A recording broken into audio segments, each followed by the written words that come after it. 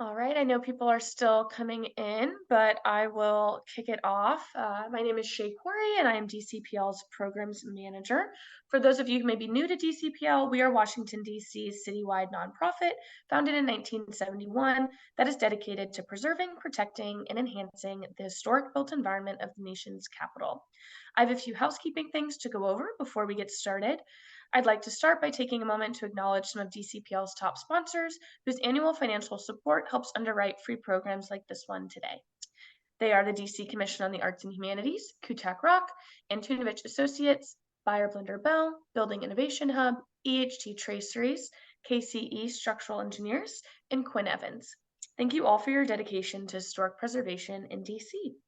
Moving on, I just have a few notes about how today's webinar is going to run. If you have a question, please use the Q&A box that is found at the bottom of your screen, and we'll go through those questions towards the end of the program. The chat will be disabled for the majority of the program as it can be distracting to our presenters. However, towards the end, we can open that up for any audience comments. If you're joining us on Facebook, our colleague Zachary Burt will be monitoring any questions you have on that platform and sending them our way over here on Zoom. And now that we've covered all of that, I'm pleased to introduce our speaker for the day, Fontana Micucci. Fontana is a recent graduate from American University's Public History Master's Program, where she focused her research on material culture and cultural histories of the 20th century. She's worked at a variety of historical nonprofits and organizations, including George Washington's Mount Vernon, WIDA, and most recently, she has been a DCPL's Public History Fellow. She is specialized in digital media and online engagement with an emphasis on using place, objects, and cultural memory. She is one of our best fellows, and we were so pleased to have her, and we're excited to have her back to speak to us today about one of her projects. So Fontana, the floor is yours. I'll stop sharing. Hey, hi. Thanks, Shay. It's so nice of you to say that. But hi, my name is Fontana Micucci. As Shay mentioned, I am a cultural historian by training. I came to the field from being an undergrad, being a history and English major. So I have a long history of working with a lot of different varieties of media and everything like that. But today I will actually be presenting on DC's music history. So I will go ahead and share my screen just so we can get started and we can see what's going on. Let me see here. A little something, but okay. So today we will be talking about my presentation, Dynamic Beats of DC, the District's Go-Go and Punk Movements. So this presentation came about from the tour that I actually produced for DCPL last year. This tour was kind of formulated out of myself and Zachary Burt, kind of talking about how we use space to kind of tell a lot of formal history and history of architects and famous or, culturally relevant people, events, and communities. But we also wanted to kind of expand that knowledge of DC and kind of expand our understanding of how preservation can be used to understand community history, community resources, and how people interact with their built environment over time, especially as those environments shift and change within a certain neighborhood or city. And so we're going to be exploring this through music. Go-Go obviously is a very much homegrown movement here in DC. It's popularly believed to have been created right here in the city. And then, of course, punk music as well was very, very relevant within DC. While it wasn't exactly created in DC, it was very popular here, and it has sustained that popularity throughout many, many decades. Before we get started, though, I did just want to provide a quick note. As I said earlier, a lot of these landscapes have changed over the decades. So many of these places may no longer exist. So we've mixed in a couple of photos that are current photos of performances and venues that might not be there anymore. And we also have historic photos from those venues that might still exist or were documented before they closed. And this came from a number of different places. This was due to demolition, urban renewal, resident movement, and a lot of other factors that I can talk about more in depth later. So here we go. The first that we have, let me move these so that we can kind of see this a little better. This is the project that I created, and I had three main goals that I wanted to kind of achieve with the project. The first is utilizing historic preservation to learn about the city's rich cultural history. So obviously, place holds a tangible memory of an event or group, but also allows for documentation and continued community gathering at a specific place. Most venues are not landmarked on this tour, but a lot of participants and our places that still exist hold a lot of power. And even if they don't, we've found a lot of documentation in newspapers and photographs and video, and all sorts of other mediums that have kind of shared with us the importance of where these places were and how they kind of formulated communities all around them at that time. The second that I wanted to talk about is the community-centered sources. So we're using community-gathered sources to learn about sites that no longer exist. So as I said, a lot of these musicians and their audiences were very, very much interested in preserving their history because they knew that it would not always be there in a physical place, especially when a lot of these venues were either demolished or were reabsorbed into different purposes. Once again, they really needed to be able to have that documentation in order to not only preserve the music, but also preserve the history that came with them. And then third, obviously DC's relationship and DC residents' relationship with music and concerts. A lot of people in DC really love music. It's a great concert scene. I know I've been to many concerts and I've enjoyed every single one of them. And longtime residents used go-go and punk concerts not only to listen to that music, but to gather together and maintain their community bonds with one another. A lot of these audiences and this music genres were really interested in maintaining not only their musical relationship with one another, but also sharing their shared opinions or wanting to gather together in order to have that shared time together that they might not have otherwise. And second, of course, DC's music art scene has always intertwined its identity with the capital, obviously being the capital of the nation, but also being that neighborhood type knit based city. So DC kind of has this twin identity that I kind of like to call it. And so the music not only reflects things that were happening throughout the country, but also throughout their own neighborhoods and throughout their smaller communities and their local groups. So that is kind of the summation of what we wanted to achieve with the project in addition to using historic preservation to understand cultural history throughout DC. But of course, this comes from a lot of different mediums too. We have a lot of different sources that were non-traditional to the history and historic preservation front. So film, records, photographs, writing, and art all contributed to our understanding of the genres. Sorry, it's not me. Okay, there we go. So to kind of get started, before we move into some of the locations that I wanted to talk about today, I wanted to kind of share a little bit of go-go music and punk music and where they kind of come from, some of the key people, and obviously how the music itself kind of helped to shape how we see them today. So this first photograph that I have here is of Chuck Brown, who is one of the most famous, if not the most famous go-go musicians in the city. He and his band, the Soul Searchers, were often credited with being the first to actually invent go-go music. So their influence has lasted for decades. Chuck Brown even now has a commemorative street down off of U Street and I believe 7th. So, you know, their impact has lasted forever. And we're able to kind of see this through not only their performances back in the 1970s, but also throughout today with a lot of people carrying on that legacy and being able to show that through performance as well. Another key component of go-go music is actually part of the audience participation. So we have the call and response format. This comes through where the musician calls out for audience members to say things that they are happy to share with the rest of the audience, and they'll repeat it back into the microphone while playing music at the same time. So someone might go to the go-go concert and say that they're celebrating somebody's graduation from college.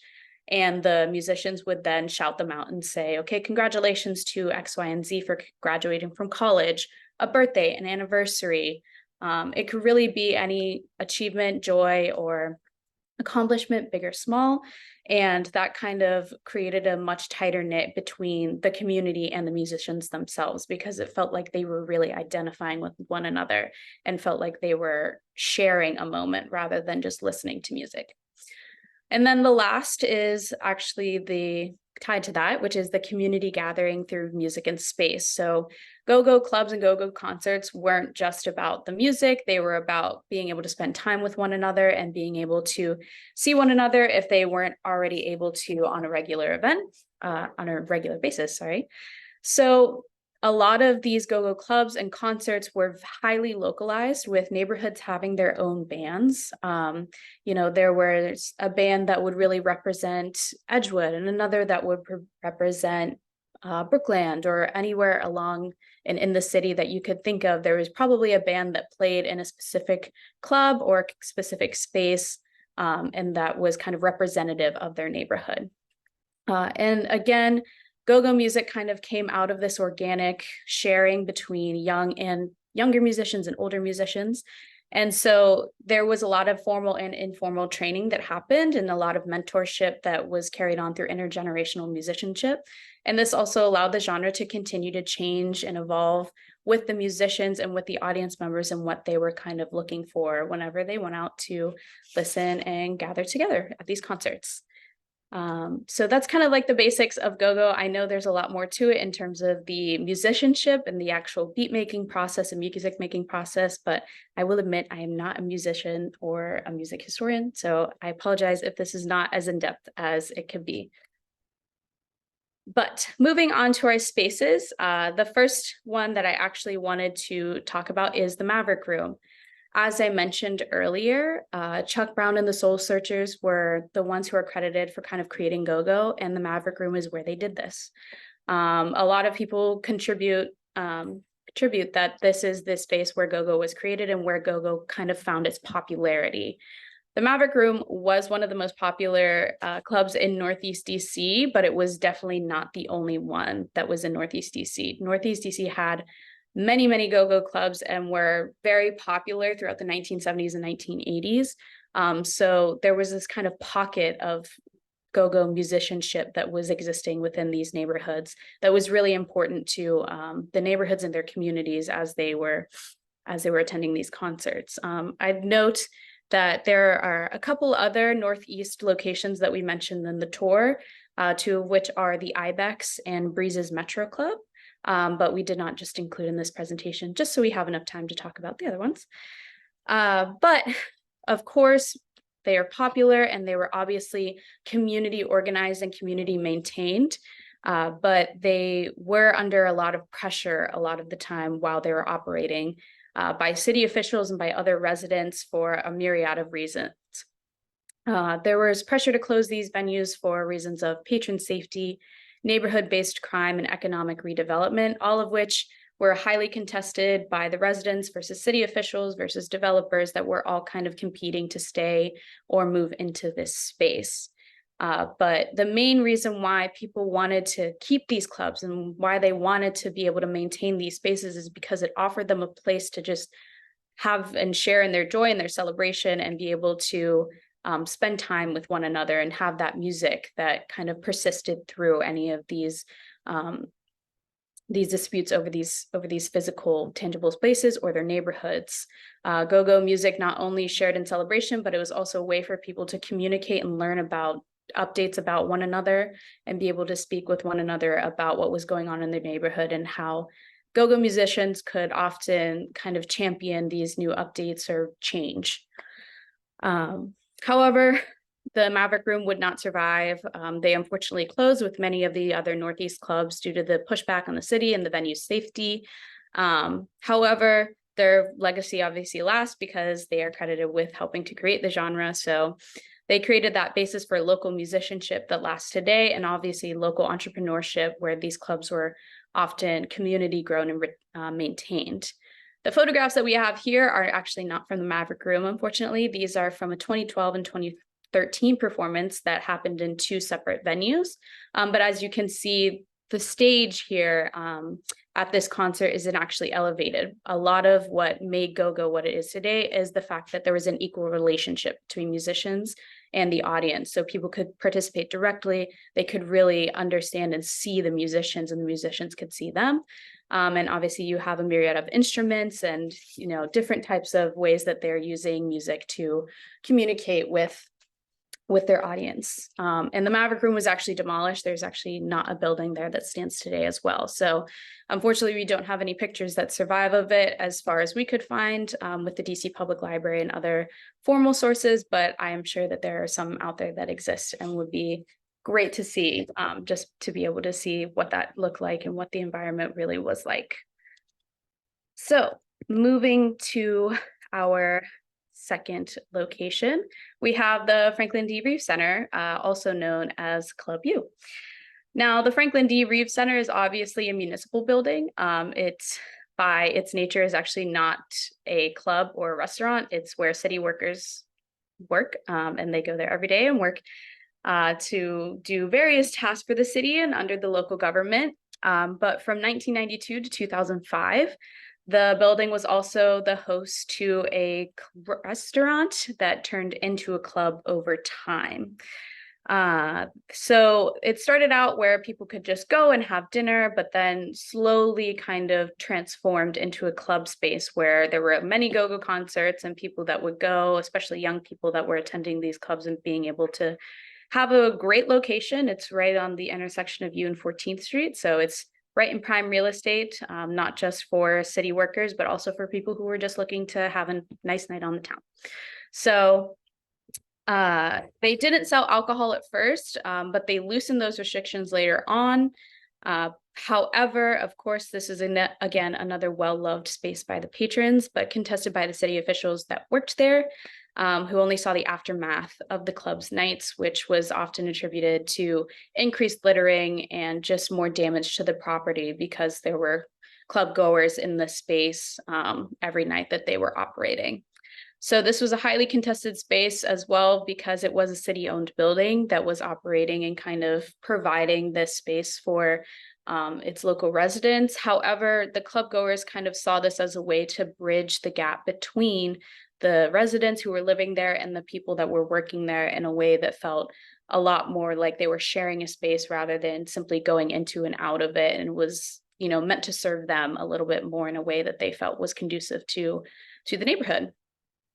However, again, this club closed because of the negative response from officials and other local residents who didn't see the benefits outweighing the cons of having the club in this space, especially, again, because of its use for entertainment purposes as a city-owned building.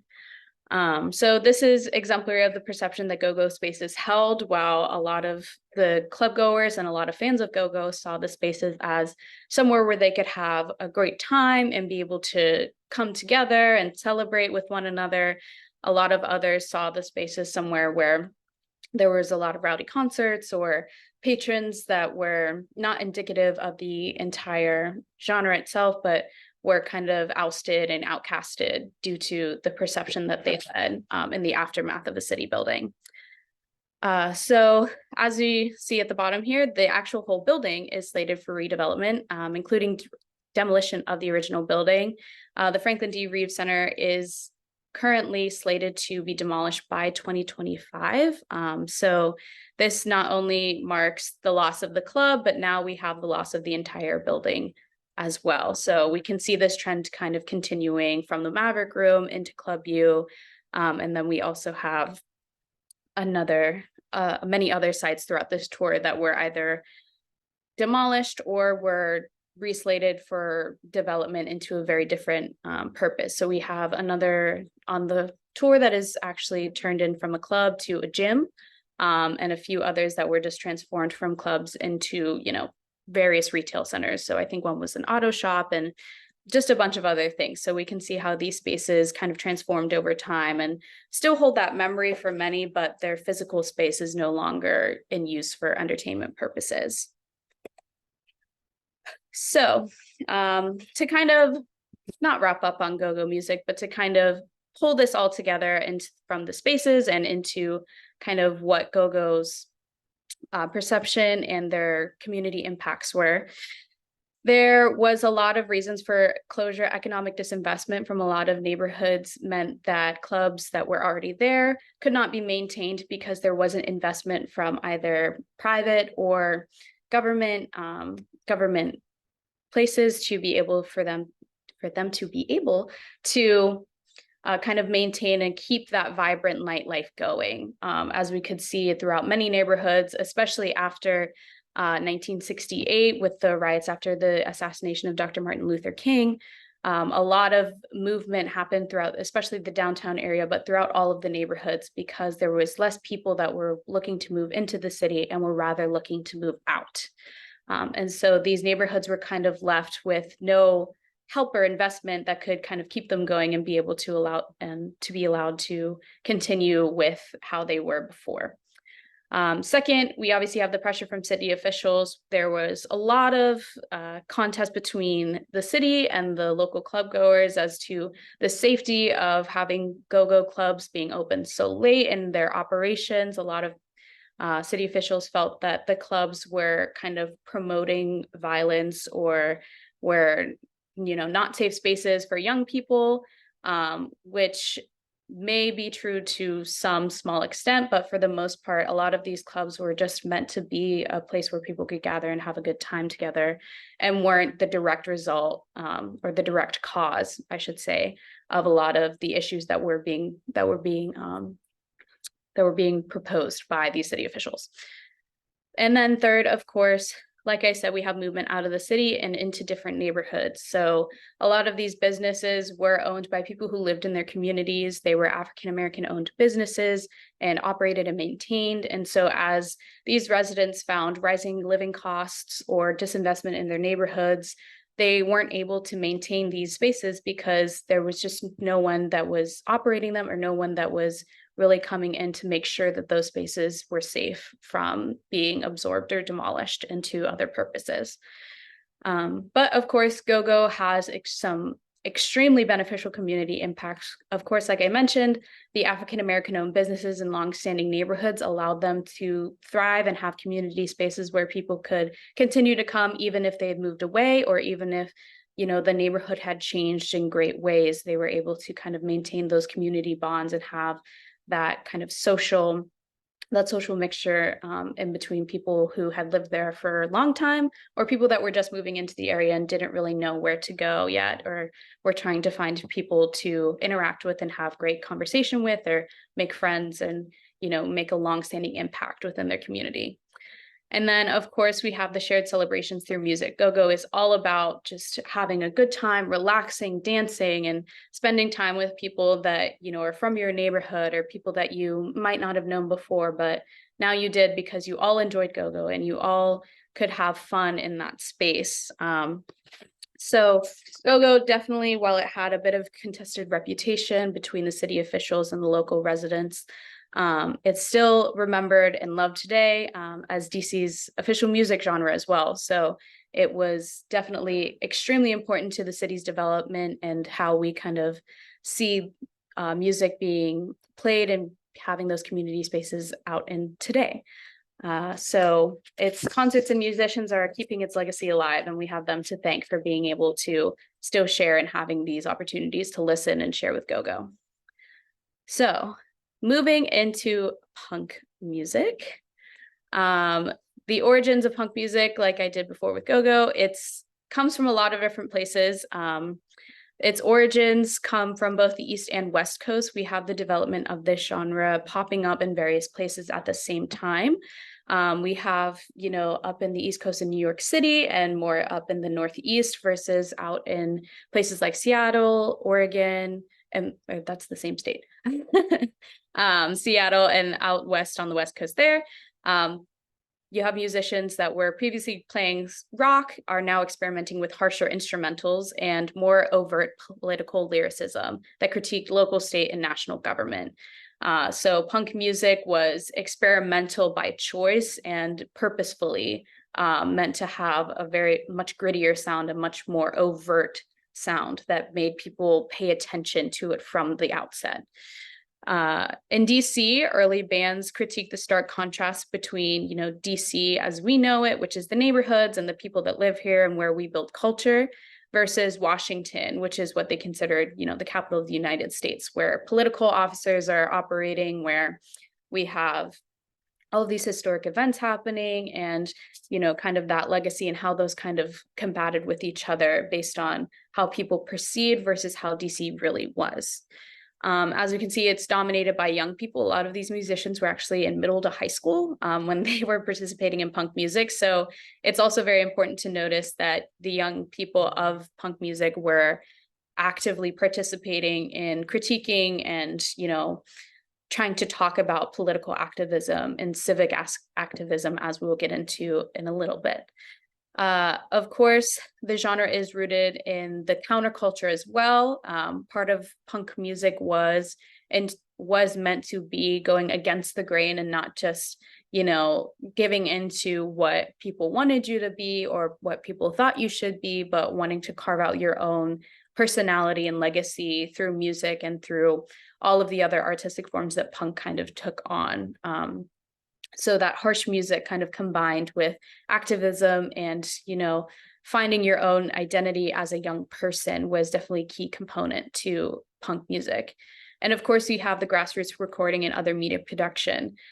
There's actually a couple of record labels that specialize in punk music, especially in DC, and it was all self-funded, created by punk musicians for punk musicians.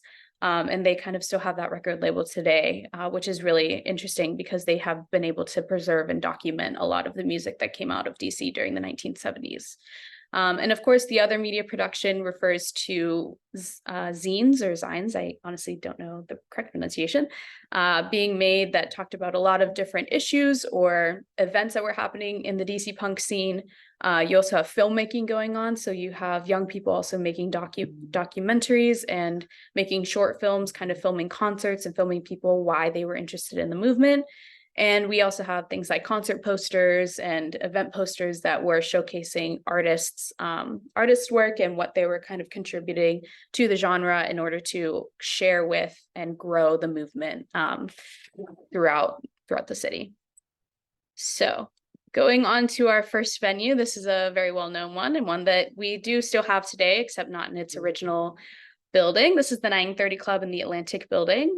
The Atlantic Building is actually a historic building. It's in 1880s construction and has been operating ever since. The facade is still existing to this day, but there have been major renovations throughout the interior, and part of which was the basement, which was the first 930 Club. So the first iteration of the club opened as the Atlantis restaurant in 1978.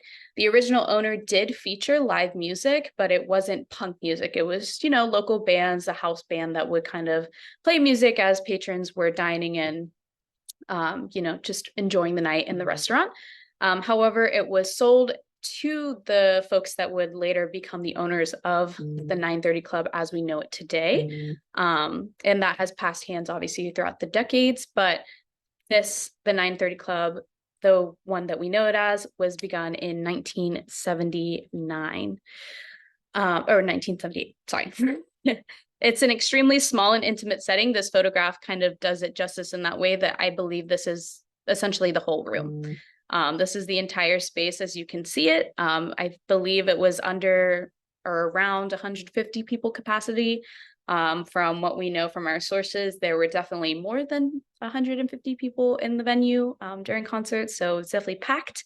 And the space was definitely optimized for loading the audience in and having that small stage that you can see in the back there for the band to kind of play and operate on. It was very small and intimate, which made it great for local concerts because patrons and the band really felt like they could see each other and listen to each other. But the space itself was riddled with infrastructural problems. As you can see, the columns that are throughout the center there would block your view if you were by or near it. There was no modern HVAC in the basement, so they really only had, I believe, a window unit, and they would open the windows to try to get some airflow in there, but it wasn't exactly conducive for some of the more packed concerts. And there was a lot of infrastructural problems relating to the actual sewage in the building. So it was not the ideal space for musicians or patrons to be in. They also obviously didn't have a green room or anywhere for the artists to actually go before the show. So it was definitely a hard, difficult space to operate in, especially if you were a more popular band that was trying to play in the venue. However, it was still well loved by a lot of people. It was an all ages venue. It originally did not open as an all ages venue, but it changed its policy shortly after opening. So you could have young people who were already kind of at the head of the movement being able to join in on these concerts and being able to see their favorite artists perform lives. But we also have multiple well-known bands that performed in here numerous times. You might know a couple of them as Nirvana, the Red Hot Chili Peppers, and others who kind of started out in these smaller shows and are obviously now some of the most well-known bands that we have at the moment. So this was a great building for a while, but they realized that it wasn't going to be a great permanent solution. They really realized that they needed a larger space, some more, fitting space for being able to host these concerts. So they moved in 1996 to their current location, which is the WUST building or WUST building. But they also moved because another new venue had just moved close by. You might know it as the Black Cat. And so they realized that in order to keep up with their competition and to be able to, continue to operate and have that kind of reputation that people had grown to know and love, they needed to move and to be able to continue that legacy in a different space.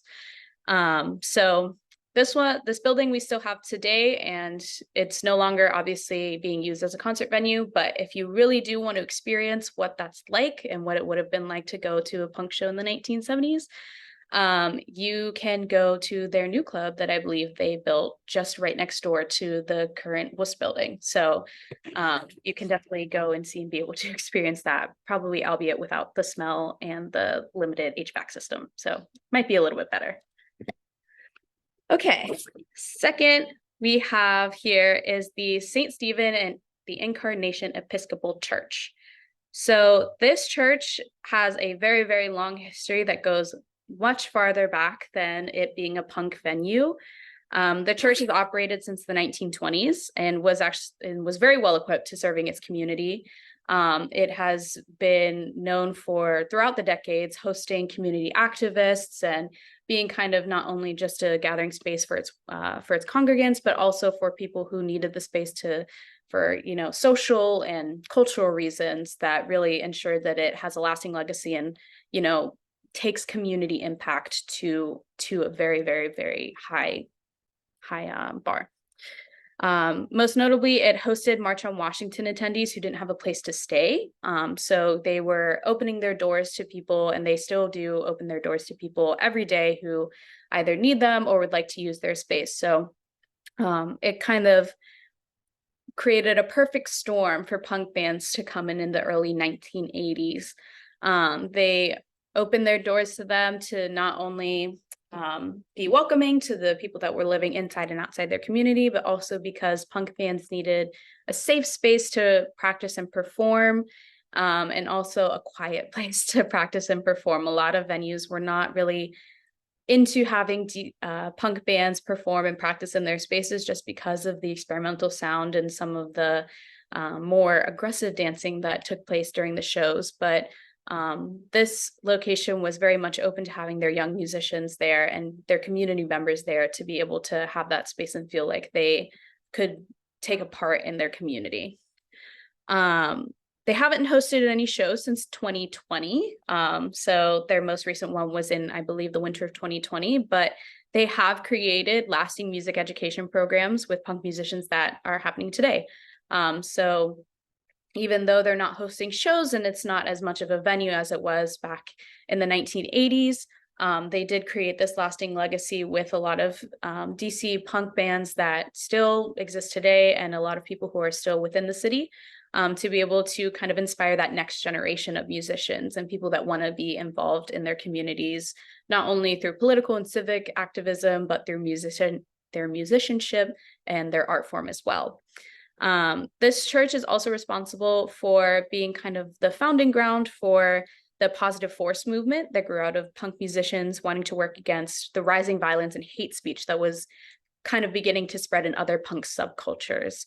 While punk music at its core was built out of the idea of, social activism, civil rights, and all these other positive and really engaging parts of activism, there were much smaller subsets that were interested in, making music that was not only experimental and harsher, but also having that harsher ideal and things that were definitely detrimental to punk music's reputation. This building is also still standing, so if anybody is interested in going there, I would definitely recommend it. It's a beautiful church as well. Lastly, we have the Wilson Center. The Wilson Center has, again, also been a key community space for decades prior to punk bands kind of operating within there. If anybody is interested, there's an article that I will share at the end that is really key to understanding its relationship with its community. However, what it was most notably known for was being the Wilson Center, which was central to the Latinx community before opening their spaces to punk bands. So its location in its neighborhood was extremely central to a lot of recently arrived immigrants and young people who needed a place to find resources to be able to feel rooted in their community, finding people that they felt close with. And as well, it was great for young people who didn't really have any other spaces to be able to hang out in or have programs, education, or anything like that. So it was a great place for punk bands to kind of start using as a venue space for shows and practices. Their first show took place in 1981, and the last concert was held in 2001. So they operated for decades with punk bands. However, they did have a short 7-year hiatus because of the dancing that was occurring at some of the shows. If you're unfamiliar, slam dancing is the type of dance that is often taking place at punk shows where you're intentionally kind of moving into each other, moving in circles. It's kind of like having a mosh pit at a concert, if anybody's familiar, but it has its own rules, regulations, and everything like that, but it can obviously get a bit out of hand if you don't have people that are familiar with its practices or when people just get really into the music. So they did have that 7-year hiatus due to the dancing, but they reopened their doors for them after that hiatus because they realized how much that community space meant to a lot of these musicians and their audience members.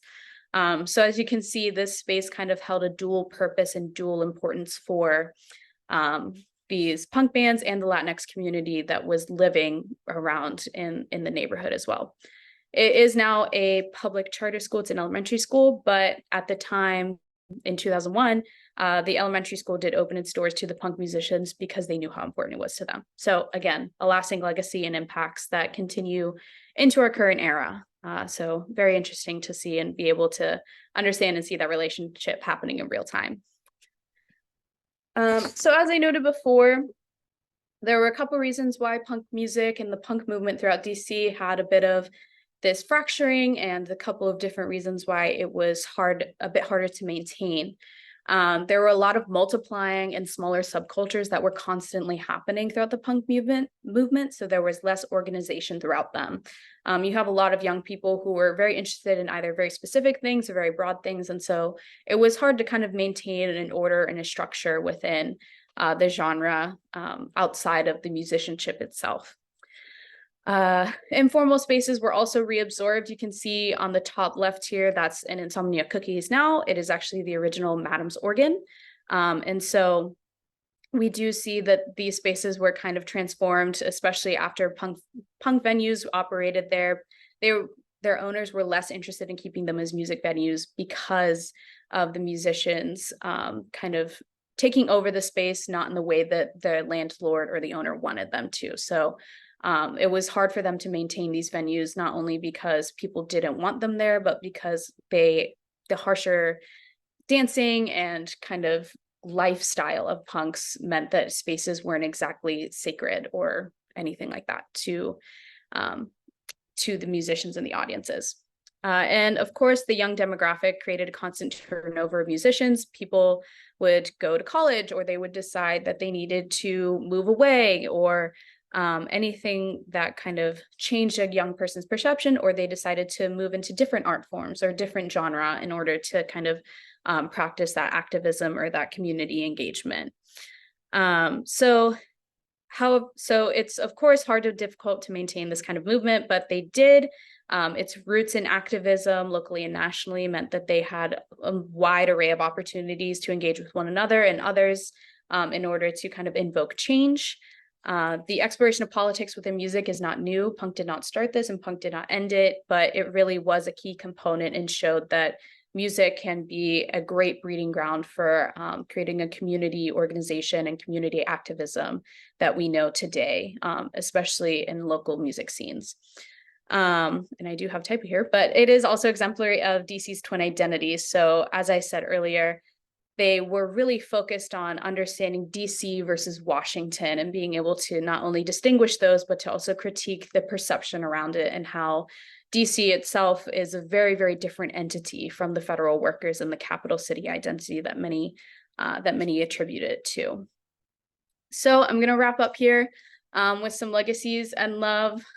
So for go-go, obviously, one of the major components that we see that is no longer existing today is the loss of the venues and the African-American owned spaces. A lot of them just don't exist anymore, which is really, really unfortunate because they were so important to so many people in neighborhoods. However, we see the lasting legacy of activism in these spaces. If you'll look at the picture on the right, this is a Metro PCS store out in Shaw. This location was actually the site of a really interesting and great protest that came about. The owner of the store often, and you can kind of see it in the bottom left doorway side, there's a speaker there that often plays go-go music throughout the day. If anybody's been by the store, you can often hear go-go music. You can sometimes see people dancing or singing along. But there was a new apartment development that moved in across the street, and they had a complaint from a neighbor who wasn't interested in hearing the music, which prompted the music to stop, which then prompted a protest with hundreds of people coming out to show their support for go-go and saying how important that music was for people that were going and living throughout the neighborhood, and that they really, really, really just wanted go-go to be respected and have that kind of space to be able to be played. And so now today, if you go by the Metro PCS, they have their go-go playing. And it also did kind of prompt the Chuck Brown Way that is on that intersection and go-go becoming the official music genre of DC. For punk music, obviously we have a contested reputation. There were a lot of negative subcultures that came out of punk music because of its kind of grittier nature. But its overall commitment to activism and, fighting for one another, fighting for others that could not share their voice through music was definitely the main component and something that I feel has been a lasting legacy for them. But out of it, we also have the community support for music education. You get to see young musicians come into the city or be born into the city and have much more space to be able to explore the genre, to be able to explore musicianship in a way that helps to not only maintain those community bonds, but allows young people to find their voice and find artistic influences that really feel important to them. So to end, I have just some further resources if you're interested in learning more about it. We have a couple of books here. The first three are actually books, one on punk, two on go-go music, and then we also have the punk documentary that came out in 2019, created by three people who were actually involved in the punk music when it was actually in DC. So I would highly recommend all of these resources if you're interested.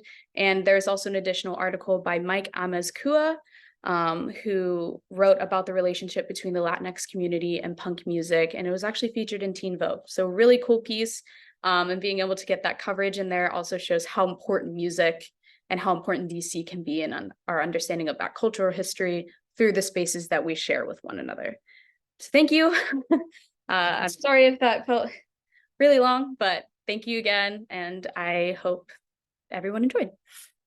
Yeah, great job, Fontana. We have a few questions for you and for our audience members. If you have a question, please feel free to put it into the Q&A down below.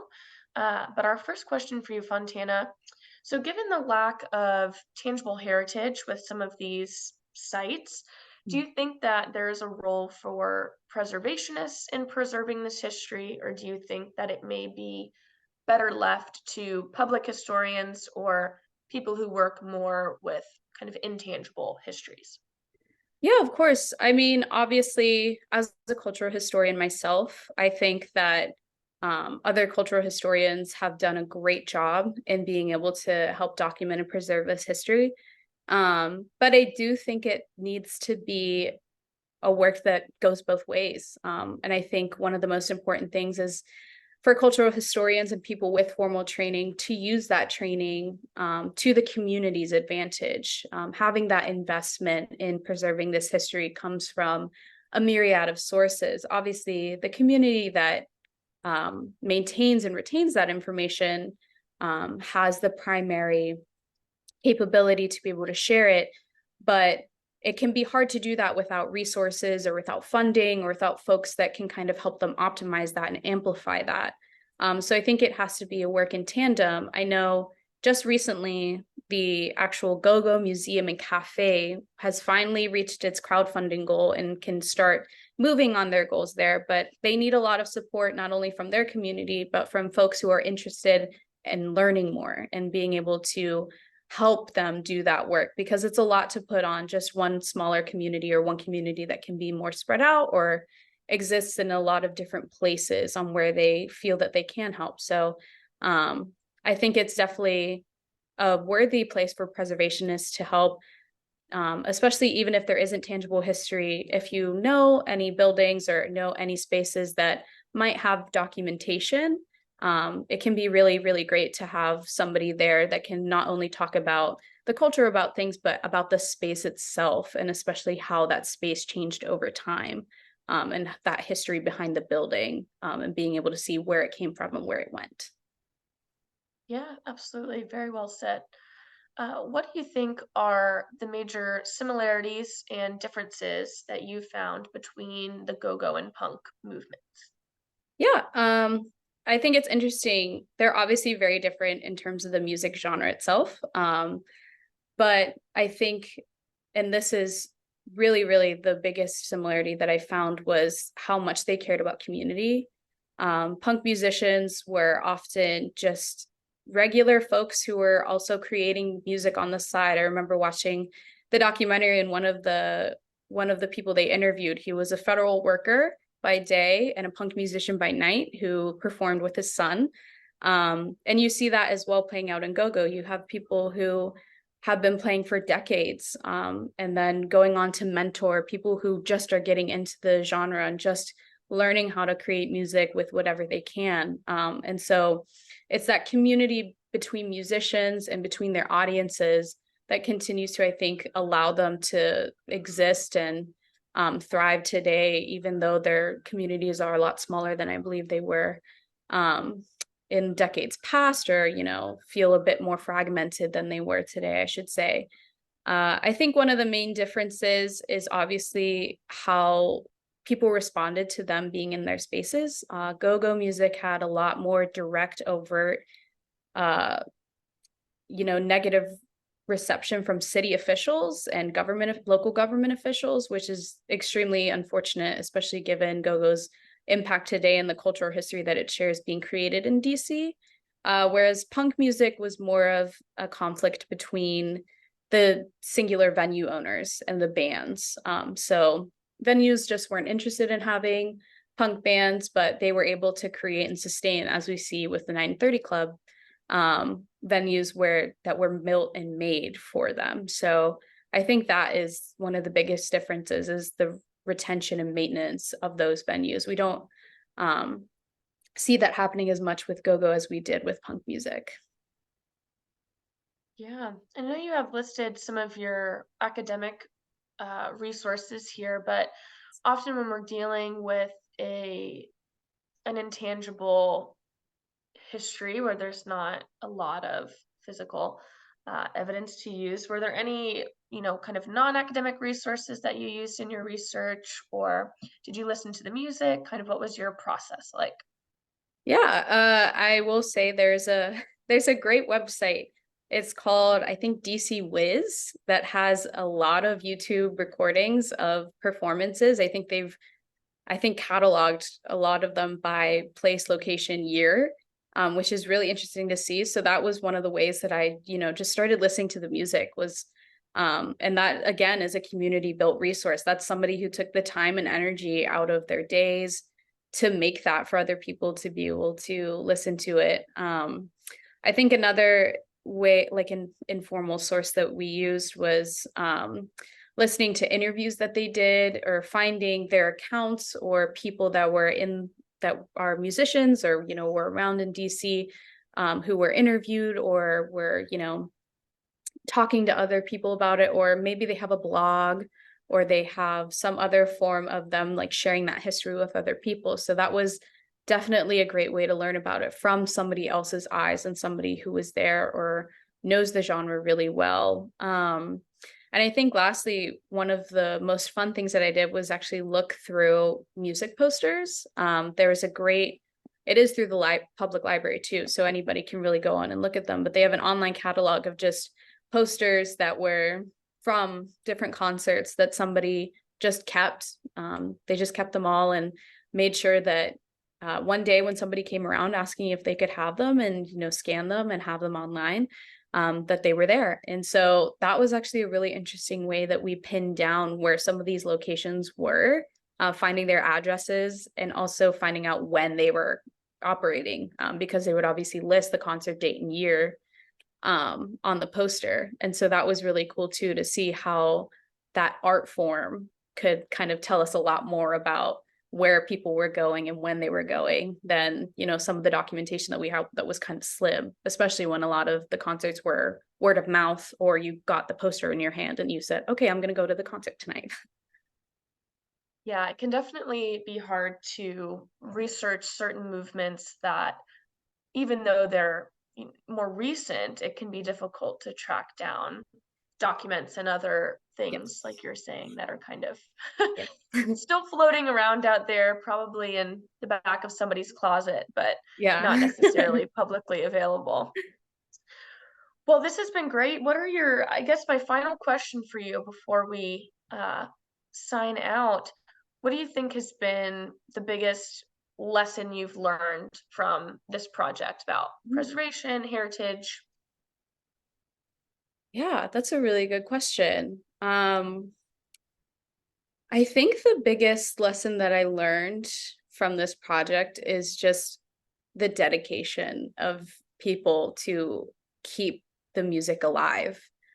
I would love to go back to this project and kind of combine and talk to more people who are here or have access to records, documents, posters, uh, anything really, and talk to them and be able to, I don't know if it would be interview or do anything like that with them. But I think the biggest lesson that I learned is how not easy, but how dedicated people are to making sure that these last, and how it can be anyone that does this. You could be a huge fan of a music genre and not know that 20 years from now, somebody, a historian or somebody who's a community activist, could come knocking on your door and say, hi, I know you have 50 CDs from these performances, and I'd like to take a look at them. I'd like to preserve them. I'd like to document them. And how preservation can kind of use that to its advantage, and not only using our formal documentation, but talking to our communities, talking to the people who have lived there for decades or just moved, but they found a lot of this stuff in somebody else's old belongings or whatever. And so it really reminded me the power that we hold as individuals to document and preserve history, document and preserve places, and how important they might not how important they are in the moment, but also how important they are 20, 30, 40, however many decades down the road. So it was definitely a great reminder of how people power preservation and how people power history. Yeah, absolutely. It's always a good reminder, Yes. regardless of the project. But this has been great. Thank you so much. Great job for our attendees. You'll be getting a final email from me with a little list of some of these resources, a link to Fontana's digital tour, and hopefully the article as well that you mentioned, Fontana. We can get that Yes. out as well. If you'd like to contact Fontana, you can contact me first, and I will connect you to her. But otherwise, thank you all for attending, and we look forward to seeing you at future webinars. Have a great day, Thank everyone. you. Thank you. Bye.